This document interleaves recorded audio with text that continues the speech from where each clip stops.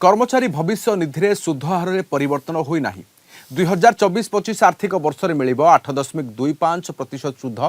भविष्य निधि पांठी संगठन central board of trustee तरफ सुध हार 8.25% रखा सुपारिश कर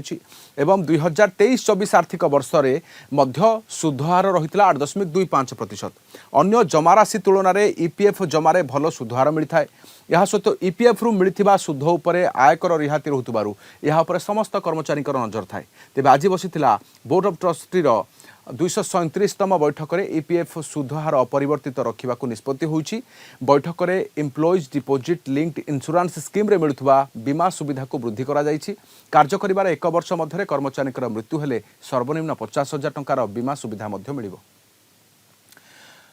आलोचना पे आम सहित वरिष्ठ चार्टर्ड अकाउंटेंट श्री राजीव साहू अच्छा। श्री राजीव साहू स्वागत करुच्छ आलोचना को। सर ये केमिति देखुंत आज बैठक में निष्पत्ति होइतिबा ईपीएफ बाबद ये सुध हार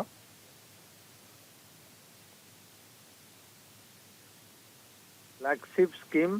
जोटा कि एम्प्लॉय मानकर हित रे काम करे एवं एटा गोटे भल स्कीम हेतिबारु समस्त नजर तापरे थाए एवं लोक माने तांकर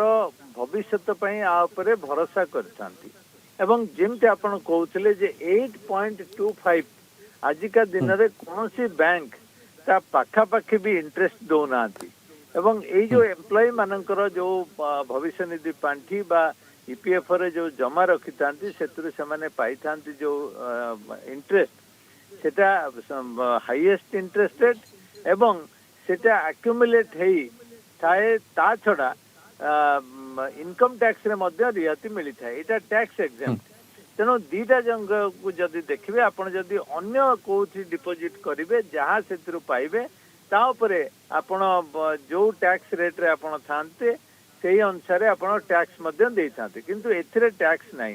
तेनो 8.25 आपण इंटरेस्ट पाइबा संगे संगे जेहेतु एटा टैक्स एग्जेम्प्टेड तेणु इफेक्टिव रेट आपण जदि देखिबे एटा प्राय 10% रु ऊर्ध्व होची एवं आजिका दिन रे आपणकर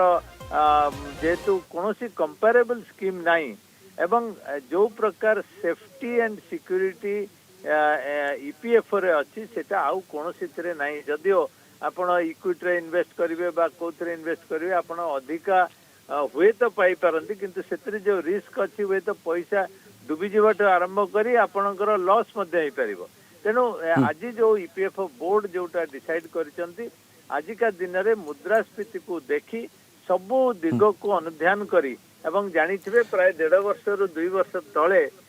25 पैसा वृद्धि करथिले केंद्र सरकार एवं तापरे मु भाबुची दरकार पड़ुनी जोथिरे ए जो सुध हार बढ़िबा दरकार बोली एवं जोथिपे सर गत वर्ष मध्य जहाँ थिला चलित थर ताहा अछि। सर सर आपण किछि कहले किछि गुरुत्वपूर्ण दिग को नहीं जे वर्तमान रो मुद्रास्फीति को नहीं सर यह निर्धारित केमिति होई थाए निर्णय केमिति होई थाए एवं वास्तव रे जदि वृद्धि घटिबो ताहाले ता पछर आधार कोन होई थाए।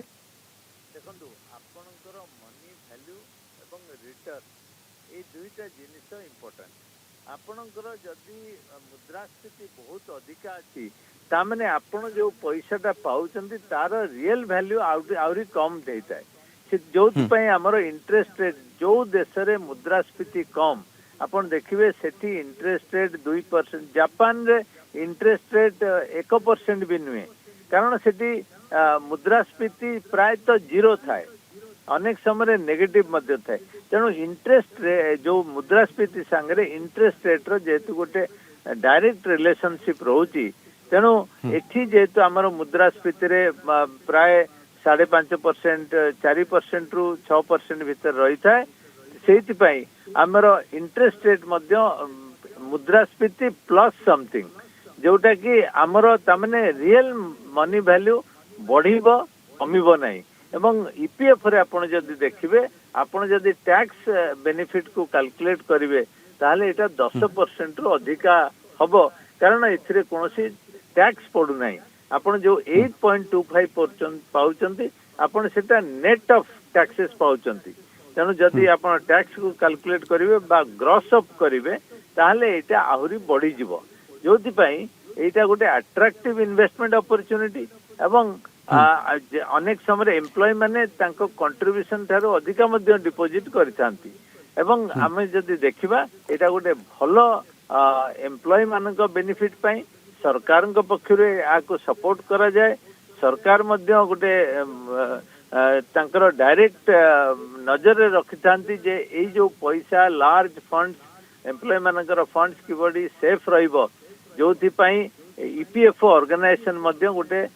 भलो सुपरवाइजिंग बॉडी हिसाब रे तांकर इन्वेस्टमेंट को ठीक भाव रे जगी रखी काम करिथांती एवं एम्प्लॉय मानकर प्रोटेक्शन पाई एई भविष्य निधि पांठी काम करथाय। निहाती सर बहुत बहुत धन्यवाद आम सहित आलोचना जोड़ी होइतिबारु वरिष्ठ चार्टर्ड अकाउंटेंट श्री राजीव साहू ए बाबद आम सहित अधिक आलोचना करते तेज 2024-25 ईपीएफओ 8.25% बजाय रखी सुधार एथिरे कौन परिवर्तन होई नाही गत वर्ष एवं ए वर्ष मध्य अपरिवर्तित होइछि।